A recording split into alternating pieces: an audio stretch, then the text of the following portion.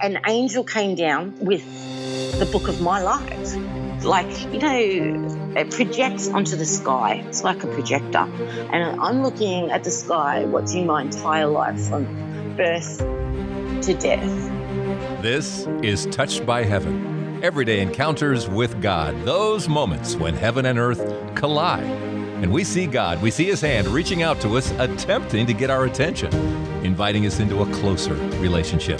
Here we share stories of encounter with angels, divine intervention, prophetic dreams, visions, and yes, again today, near-death experiences. I'm your host, Trapper Jack. Welcome to episode 98 of Touched by Heaven. This is part 2 of the near-death heaven-hell experience of Faith Green. If you didn't hear last week's, you have to go back. It's required listening.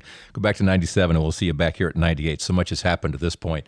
Last week, of course, we've had at least a couple of near-death experiences. We've had this 2-week coma that's been ongoing. We've had demons in the hospital room, and of course that plunge into what seemed to be hell, a time in what seemed to be purgatory, and now heaven. Another fascinating episode here with Faith Green, part 2 of her story and her near-death heaven-hell experience here on Touched by Heaven. Everyday encounters with God. We're now knocking on heaven's door. You've got your black nurse, who you find out is an angel. He's been with me all my life. Yeah, but there was other people up there. I was being welcomed. There was people I knew, and there was people I didn't know, but I knew. It was really bizarre. It was like a huge welcome home. Everything's done telepathy. It's quick. You read each other's thoughts, but not just that. You feel each other's feelings. Do you know what I mean? It's the way you communicate in heaven is so different to down You're here. perfectly connected. Then you're because you hear their thought, you feel their feeling. Everything's connected. We've talked about in the Old Blind Faith Live podcast how everything is alive. Everything is interacting with everything else. There's nothing dead up there. Yes. Everything's alive. Even the grass. It's living. The flowers are alive. They sing. Like I can't even describe the music. I'm just getting a gaze, and I only got a glimpse, but what I got to see was just unbelievably beautiful. But like relationships up there are different to down here. You're one big family up there. It's not like couples. Do you know what I mean? Yeah, there's no couples. There's no marriage. It's Exactly. So I'm only just started reading the Bible like now. I'm still learning. I've got a lot to learn because my resentment towards the church was pretty deep. So I never really listened. I never really cared because when I was a little girl, I always viewed Jesus, God, and the Holy Spirit as 3 separate people. I didn't understand. Because when I was in heaven, I felt Jesus. I never saw God because He was so bright and so light I couldn't look at Him. I felt Jesus. I felt like I would get to meet Jesus later, but then I realized I felt Jesus because God was Jesus. That's why I felt Him. I'm still learning from my near-death experience, even now. Yeah. Still learning. The Trinity's all together, and it's one person, 3 persons in one. And you were feeling all of them in a way. You were feeling all of them. Yes, and it's very hard to verbalize. Not to mention, it was also really hard to admit.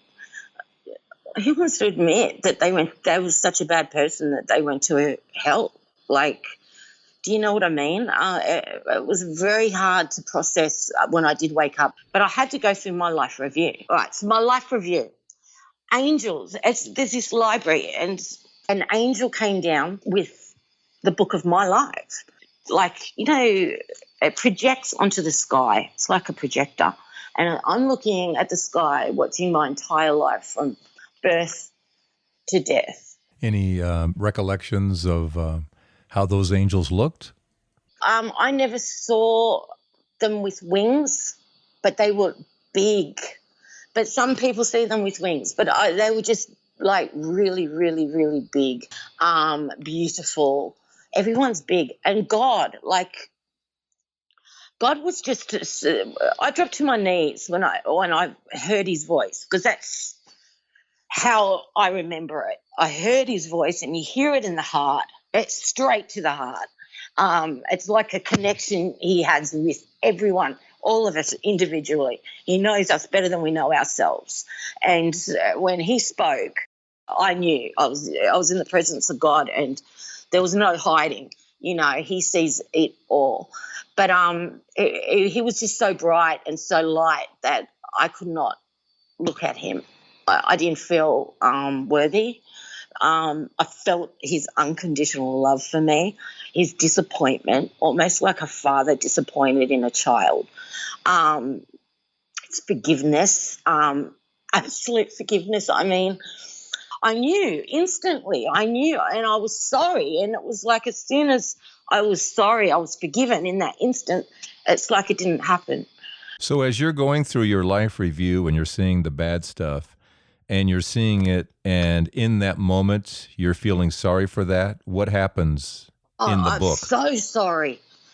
It's erased. It goes away. It's like it didn't exist, yes. Because you asked for forgiveness. And we can do that on earth. We don't have to wait till we get to heaven to do this. Well, that's what God was showing me. It happens here on earth too, and we don't realize that. But you have to be sorry from your heart. And he knows our hearts. You can't just say you're sorry. You have to mean it. You have to feel it. And I was sorry for everything. I was sorry for all of it. Did it feel like a long time you're looking at your life review? Do you have any sense of time? There's no time. There's no time. At all. Doesn't exist up there. So I couldn't even tell you. It felt like I was up there for such a long time, but I can't even put it into words. I try to work out the time, but there's just no time up there.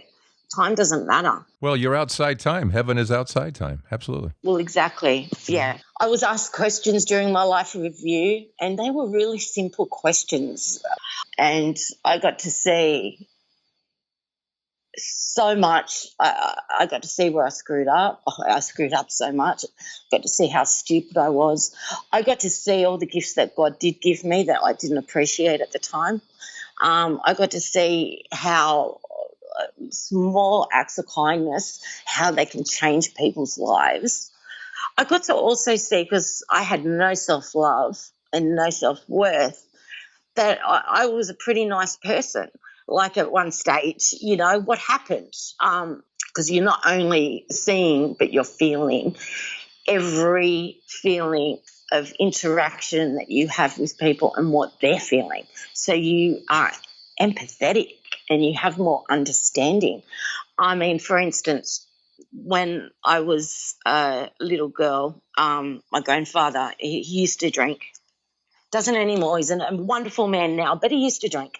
And he was very violent back then. And I have a little uncle. He's 3 years younger than me, and we grew up like siblings. I used to call him my little brother. And he was hyperactive, and he used to get flogged, like unmercifully flogged with a belt, lash after lash after lash. By your grandfather?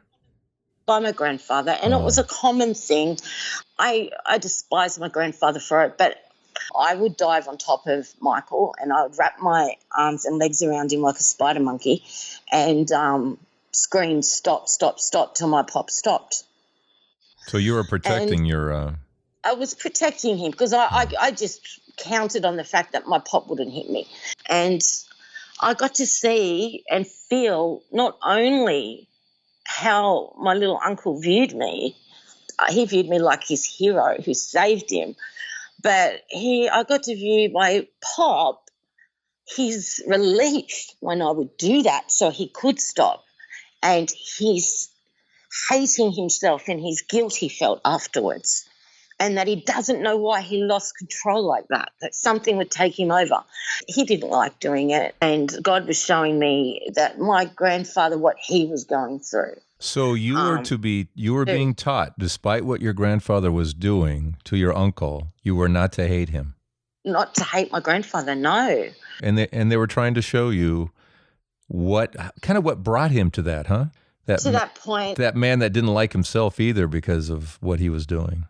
Well, he hated himself, and he was relieved that I did it. They're almost teaching you empathy, weren't they? Have empathy for someone who's struggling. Very much so. I mean, he turned his life around. He's an amazing man now. Yeah, I was shown that also he's human, and he worked hard, and he was tired, and Michael was hyperactive, and he was naughty, and he was full on, and they didn't know much about hyperactivity in those days. Yeah. And he was considered a naughty boy, and that was sort of the done thing. But everyone knows what's happening, and I think it's almost like you become a genius. Everyone is.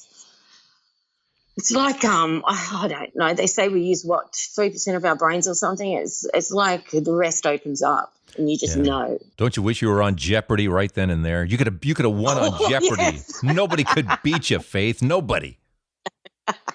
You would know the answer or the question before it was even asked. Exactly. It was I also had a knowing, because I don't remember it all. I just remember I did learn a very, very big lesson, and I believe this has got to do with my sole purpose, actually, is abortion. And it is one of the devil's biggest weapons, and it is wrong. And I met my daughter in heaven, and that was one of the toughest things I had to experience was that. I got to see the nursery, and it is the most incredible place, but there's so many children. And it is so what's happening with abortion, especially in America, and they're doing it now even in New South Wales, late-term abortion. Abortion is wrong, period, anytime. But, there's I was shown a lot of women are going to hell because of it, unfortunately. I don't even like to say it like that. There just needs to be an I'm sorry. There just has to be a real I'm sorry. Sorry, I never forgot it. It damaged me. I was extremely sorry for it straight away. I didn't want it. I wish I didn't have it. It was sort of pressured, I guess you could say, and to a person that was just totally unsuitable. But it shouldn't matter. I was given a gift, and out of inconvenience, I did a selfish, horrible, evil act. And I was also shown in heaven that women who do, and the feminists might hate me, but this is how it is, women who have families in heaven and are good mothers, and you don't need to have your own children to be a good mother. Some women can't have children, and they're the ones that can be mothers to children that are unwanted. There's plenty to go around. But they're honoured in a way in heaven. They're almost honoured. Women who have families or are good mothers and have children, they're honoured. They almost have a special blessing to do that, because that's exactly, like I said, I've got to be careful with what I say. No, that's beautiful, Faith. Feminism, I'm telling you. That's how it was shown to me. Honestly, it was how it was shown, We're here to be families and have families, and we're families in heaven. Tell us about your daughter. How old is she? Well, she would be now, I think she would be, it was 2011, so she would be 9 years old now. Yeah, 9 years old. Yeah.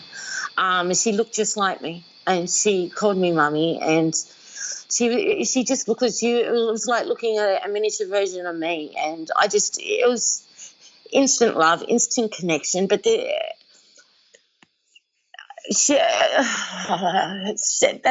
I even now find it hard to talk about that. But I named her Sophia. I gave her a name. I gave her a name when I came back after my coma. I decided to give her a name. In case you just missed it there, she said that when she came back, she has now named her daughter Sapphire. Yeah, she's up there waiting happily for me. But that was a tough lesson I didn't learn. And unfortunately, women say, and men, we're all being lied to. It's $1 billion industry. I've been trying to really educate myself on it, and it is so evil, they don't even call it what it is anymore. You hear about reproductive rights. Reproductive rights. It's really dehumanizing. dehumanizing a baby, a human being, as a clump of cells. Yeah. I heard somebody say one of the best defenses is when someone says, it's my body, I can do whatever I want to. Your response is supposed to be, I don't care about your body. It's the other body that I'm concerned about. And you know what? I've done a flip on this too. There's a lot of us who have done a flip on this. I used to be on the other side of this issue too, back when I was godless and didn't care and it's only about me. Yes. So, exactly. Exactly. A lot of us have been there. Yeah. But yeah, these are lessons I'm learning. I'm slowly. I'm slowly. You know, the biggest thing, the toughest thing, I think, Faith, for people to understand, it sure took a long time for me, is that my opinion doesn't count. The only opinion that counts is God's. And my job is to conform my thinking to his thinking. And if I don't do that, I'm turning away from everything. My opinion doesn't matter a hoot. Not even a little bit. No, it doesn't. Or ego, you don't get. That's one. You can't be full of pride or ego. You have to. No one gets into heaven if they've got an ego. They're gonna struggle, or they're gonna have some time in purgatory to learn and grow. It's nothing unholy gets into heaven. Nothing unholy. No, it's also a hierarchy in heaven, and it's not a hierarchy like on earth. It's sort of like some people. You're there to learn. I've got so much to learn and grow, and there's definitely a war between good and evil, and the angels are down here battling demons every day, and they can't intervene unless we ask. A lot of my memory's gone. God doesn't want us to know it all. We're not supposed to. That's where faith, I guess, comes into it. But he let me remember what I need to remember and the important things, and that was family. Some people get a bigger mansion than you because they earned it. And I was also shown that everyone's got a crown of jewels, and it's symbolic. You don't walk around with a crown of jewels. It's a different kind of wealth, isn't it? Yeah. Yeah, a totally different kind of wealth. It's amazing. I mean, I desire to go back, but I know because I want to, probably it won't happen anytime soon. It's usually how it works. Before we get to the moment of the return, if you will, what else did you see? Because people are always curious about what you see, and you saw the different levels, and there's a hierarchy. There's a kingdom. That's the kingdom, yeah. Oh, there's a hierarchy, and some people earned their big mansion, and there's no jealousy or anything. Right. There's no negative feelings there. You understand that the hierarchy, I guess, is I don't know how to describe it, but you're there to knowledge, wisdom, grace to get closer and closer and closer to God. And you all strive for the same thing. We've also learned that you were able to see the different levels because you are on the outside. When you're inside, you don't see the levels. So there's no sense that, oh, that person's higher than me, I'm higher than. You don't get into that hierarchy. You know, you're kind of in the midst of all of it. On the outside, you can see the levels, which makes sense. Well, yeah, while you're there, you don't care. Like, you so... Yeah, that's right. Who cares? I'm here. It's sort of individual to you as well, like the way God designs your gift, I call it, your gift. After I got to my life review, I had, I guess you could say, the awakening. I was allowed to stay. However, now God always knew I was never staying, but this is how. Good for you, girl. Good for you. There you go. Now you're on to it. But he said, you know, you can stay, but this is what's going to happen because of your choices, decisions you made on earth. If you die now, this is what's going to happen to your children. And it wasn't good. Like it was beyond. And I had to come back to fix up my screw-ups for a start, try and save my children. And also I did meet someone in heaven, Matthew, my partner's sister, who had died 10 years ago now to a really rare brain cancer. And she was the most beautiful woman in the world. Like, if anyone got straight to heaven, it was Danielle. I never met her, but she came to me. She showed me what was going to happen to Matt if I didn't come back and tell him that heaven's for real. You need to change your life because you're going to hell, mate. And she showed me him not she, God showed me him in hell. And it was horrific. And to see something like that, for me, to not give up on him. And she pretty much said, if you don't give up on him, he's going to come good. He's going to be the most amazing husband to you, but more than that, he's coming here. He'll come here.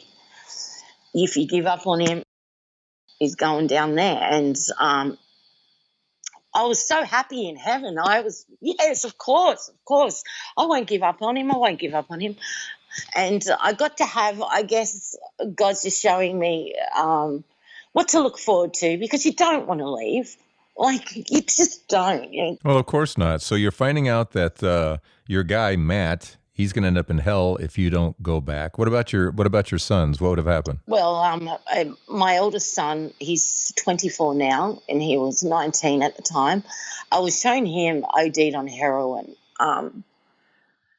in a toilet cubicle, which ironically ended up coming true some years later, but he's okay, but he had OD'd. And my younger one, he's 22 now, I saw him. He was hanging from a tree and he'd killed himself. And I was shown that he'd become an alcoholic and just gave up. And because of my choices, it was all my choices that my kids are going to be left without a mother on their own.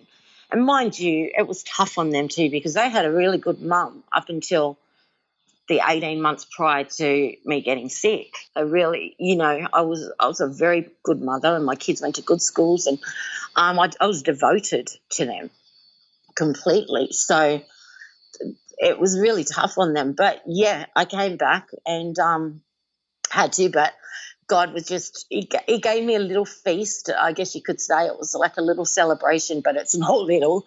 And it was food and wine and singing and dancing, and that's the last thing I remember. It's very social. It's very, very, very social. It's not like you're just going up there just to party. It's nothing like that. No, not at all. Not at all. Not at all. There's work being done. Very busy. I got to see that there's some seriousness too. What are they working on? Through prayer? Through what? Well, I don't know. I don't remember. Well, I wasn't privy to that just yet. But I got to see that there's definitely a war. A war waging. God's going to win. He is, but. Us down here, we're a big disappointment. We really are living in bad days at the moment. I got to see. I don't really talk about futuristic things, but some things were shown to me that could potentially happen. Like, we've also got free will, but I don't really like to get into that. I'd rather just focus on. It's interesting that you say things that could happen. That we do have free will. Now, I have no doubt God watches all this on his DVR, if you will. I mean, it's done. It's all done. Yes. Everything that we're going to do is done. It doesn't mean you don't have free will. You do whatever you do, but he already sees it. He's outside time. He can go to the end of time and look at it and go, here's what you did, but it doesn't change our free will.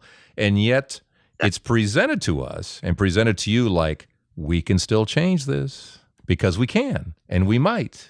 I won't dwell on it, but and I'll edit it out if you're not comfortable talking about it. I'll edit it out. But for my own curiosity here, what is it that you saw that just bugged the heck out of you that we could do that? Okay, well, it's sort of what's sort of happening even now in China. Okay, I saw like Christians and anyone of faith are being imprisoned, having their organs removed while they're alive. Messed up stuff, but even worse than that, what they're doing with AI technology. I didn't understand it at the time, what I was seeing, but now I know. I've educated myself and watching just YouTube documentaries, because you won't get real news on mainstream media, unfortunately. I actually saw Chinese people in concentration camps. And in regards to what Faith is talking about here, I just saw a program last night talking about the persecution going on in China. Anybody, any faith, anybody of faith, at least 1 million Muslims are in concentration camps. Facial recognition of anybody going in and out of churches that could be used against them, persecution. There's killings going on. There is an underground Catholic church, and then there's the state-run Catholic church. There is just a lot of bad going on in China right now. I was horrified, but I've done some research, and that's what they're doing in China. They're selling organs, and they're actually taking it from people. I'm not sure what their faith is, but yeah, people that they've got in concentration camps, but they're calling them re-education camps or something. Christians and Muslims. What are they re-educating them to? Just to communism, and you're not allowed to have a faith. They're burning churches. I mean, priests are being murdered. Not just, it's happening also in Africa. There's a genocide on Christians, and that's pretty much what I've seen. Interesting again that God lets you remember that. Yes. Yeah. Exactly. I think he wants you to say it because I think he wants us to know, because China scares the heck out of me. It scares the heck out of me of what's going on over there. Little bit that does get out is that bad you can only imagine. There's a lot of appeasement going on with China, a lot of appeasement in both politics and in Christianity. There's way too much appeasement with what's going on over there. Well, what's happening? Well, they're locking Christians up over there and selling their organs or torturing them on the black. What they're doing is disgusting. It's dehumanizing, but they're getting away with it because they're China. I do know that all the planets in the universe, when it was revealed to me, we're only one bit of God's creation. There is a vast universe out there, so much more that we don't know about, and it all flows together. Do you understand? It all makes each other work. I don't know how to verbalize properly, but God's mad at us right now. He's angry. He's angry, and he's showing us with these bushfires, with these floods.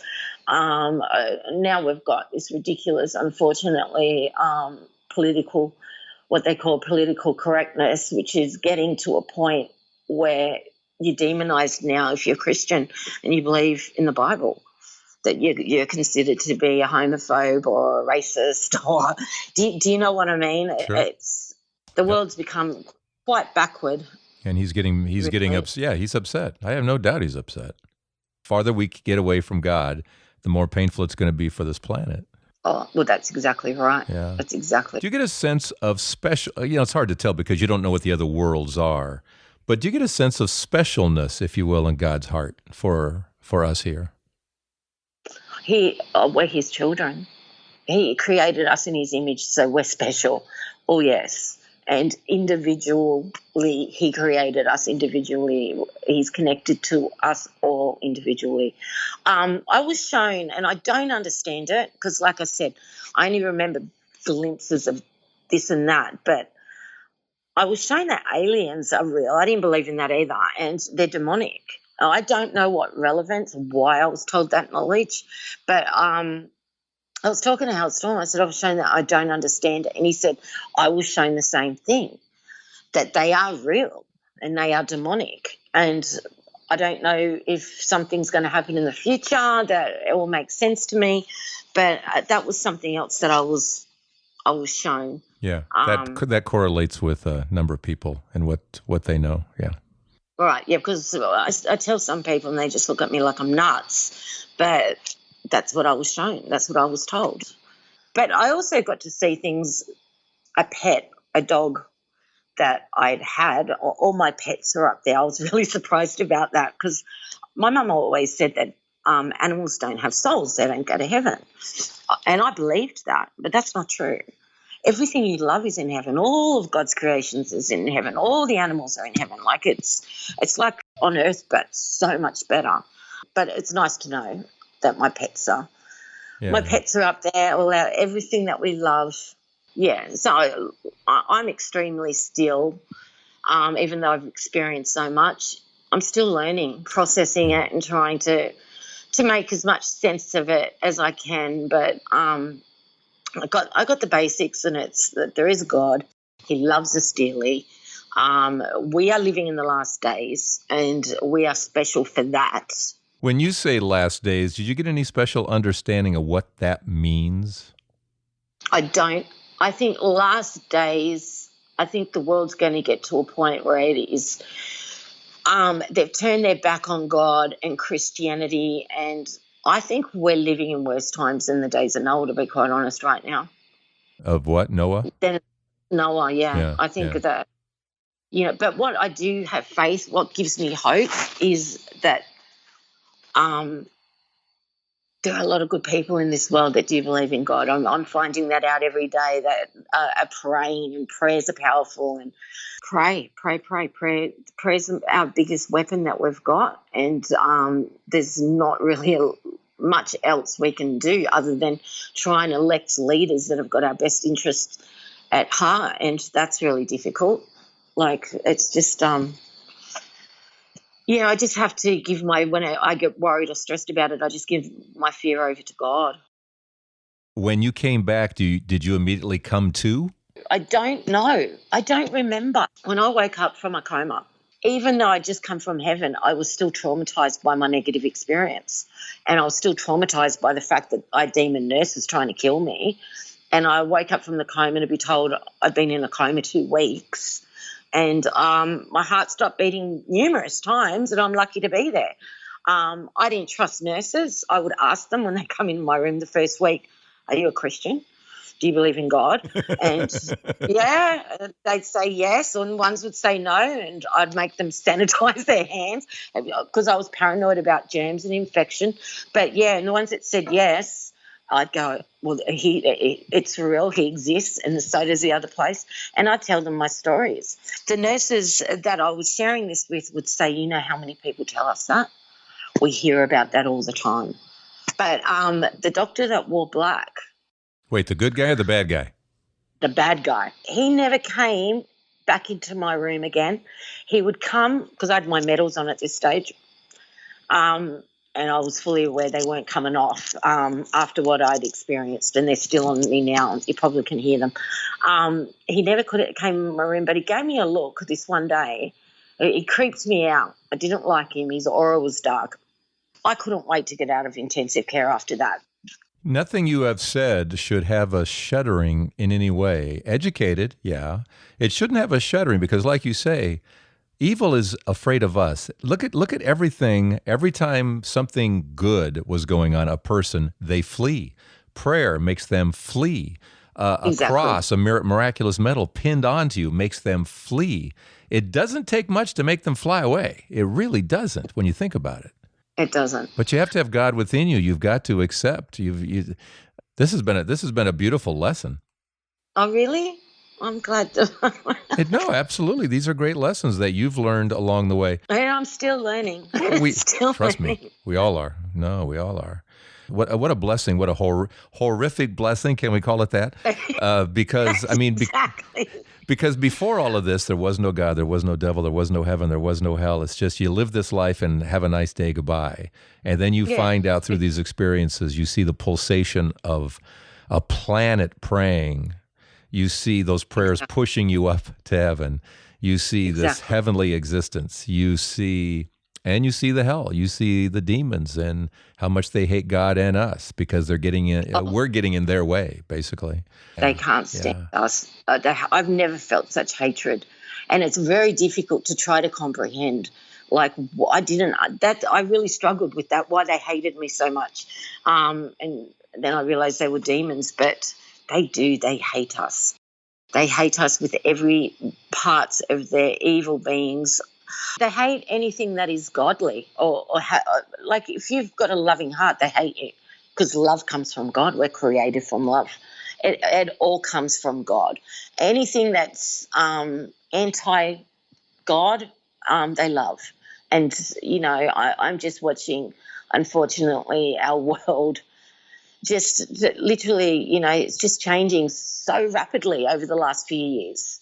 So rapidly, and it's becoming a real scary time to live, where I can't really admit I'm a Christian to certain people on Facebook or say I support, like, for instance, a certain president's policies on abortion just to say I support his policies on abortion, I get my head ripped off.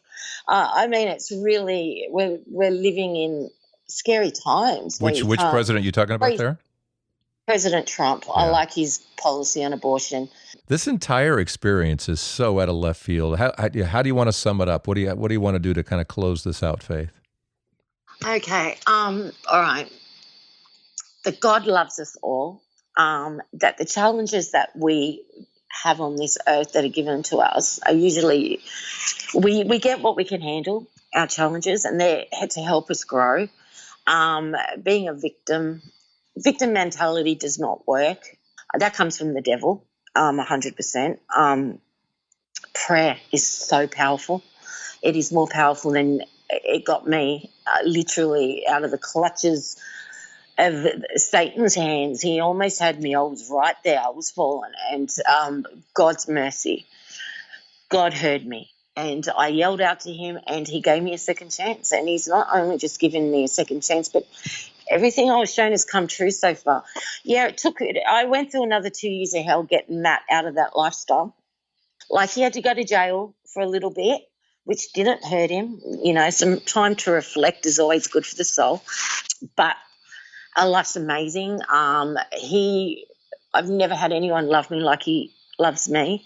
He's a Christian. He's a believer. He tells everybody about my near-death experience. But all the glory goes to God in every way. I've never been so happy. I don't have a lot. We live in a little 2-bedroom apartment right near the water. My life is so blessed. I have both my boys here, and there's nothing but joy and laughter and happiness in our lives, and that's because God's in our lives. Thank you, Faith. Wow.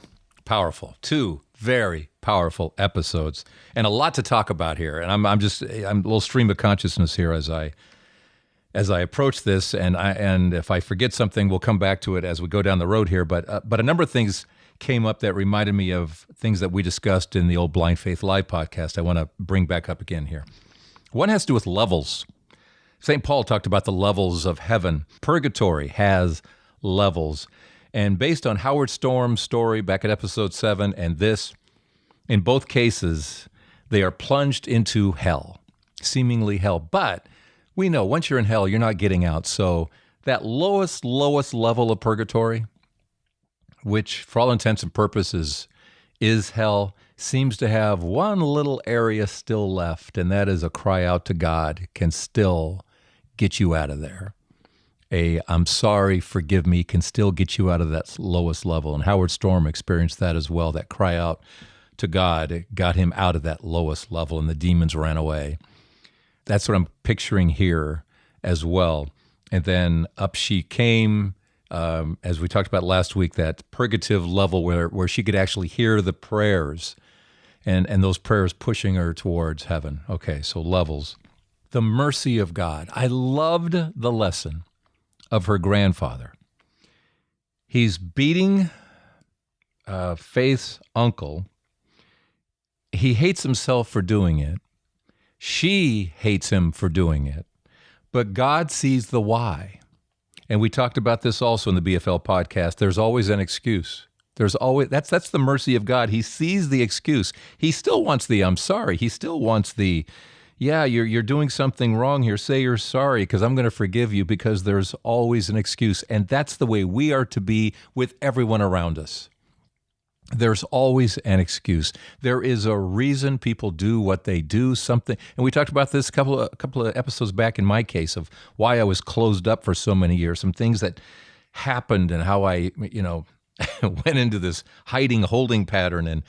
And you just start looking at everybody around you. Everybody has an excuse, and God knows it. It's a fallen world. Don't ever think God doesn't know it's a fallen world. He watched it fall. He watched the angels betray. He knew they were going to. There's always an excuse, and that's the way we're supposed to be with people around us, to have that kind of God-like, Christ-like attitude of nothing but empathy. Go back, was it a couple episodes back when we were talking to Tammy when she saw Jesus on the cross, looking down at her and loving her and forgiving her. A woman who had rejected him, preached against him, and he's looking down because you know why? There's always an excuse. She had lost her father and all the pain that brought. Everyone has an excuse, and God knows it. He still wants the I'm sorry. He still wants us to find our way to him, but there's always an excuse. You can't even measure the mercy he has for us. I loved how she talked about women, mothers, accepting the motherly role, whether it's their own kids or somebody else's kids, how they are honored in heaven. That was beautiful. And why abortion is such a horrible, horrible sin. But again, I'm sorry. He understands. There's always an excuse. And he wants the I'm sorry, but he understands the decisions made, his mercy, but that those children are growing up. They're waiting for us. God bless them. They're waiting. I thought how she described all of that, the nursery. Beautiful. We're all part of the family. We're all his children. I thought she described that absolutely wonderfully. Animals in heaven? Why not?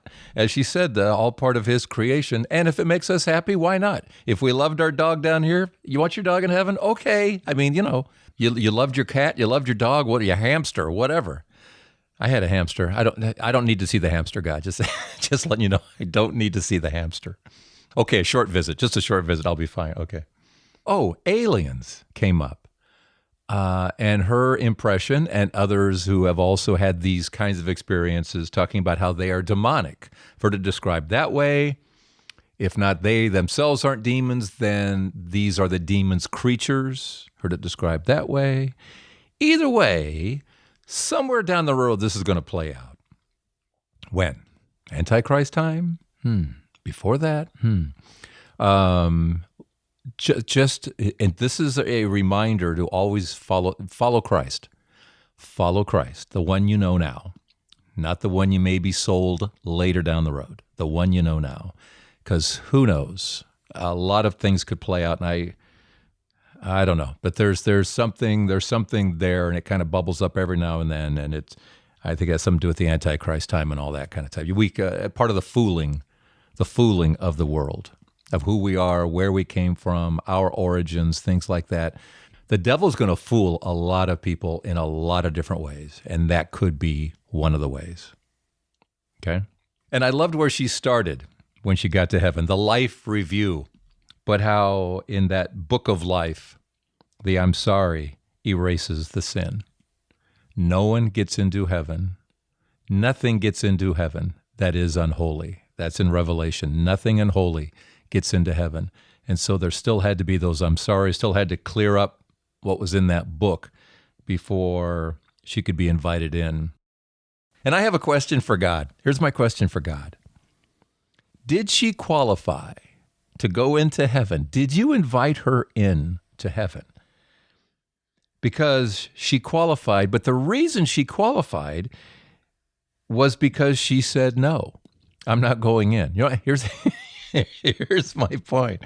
Why did she say no? Because Matt, her guy, would have ended up in hell because her sons, horrible things were going to happen. Had she said, yes, I'm coming in, would she have no longer qualified? You know what I'm saying here? God, you have any answers to this? My sense is that, Faith, you will be in heaven with your sons, with Matt. They're all going to be there. It's the family plan. It's the group plan. And remember, those who are around you, are you helping them get to heaven? As somebody once said to me, when we get to heaven, there's going to be Jesus there saying, oh, who'd you bring with you? Well, Faith is bringing Matt, and she's bringing her sons, and she's going to be reunited with her daughter. Bring somebody with you. Thank you for listening. Thank you for sharing these stories. I need your story. I need your story, big and small. I need your story. Get a hold of me at touchedbyheaven.net. Thank you for thank you what? I said thank you for the day. And don't forget it. Thank you for your support through Patreon. Laura Asaf, thank you so much for supporting us through Patreon. You can go to patreon.com. Directly search for Trapper Jack or right through this episode 98 at touchedbyheaven.net. All right. See you next week here at Touched by Heaven. Everyday encounters with God. I'm Trapper Jack.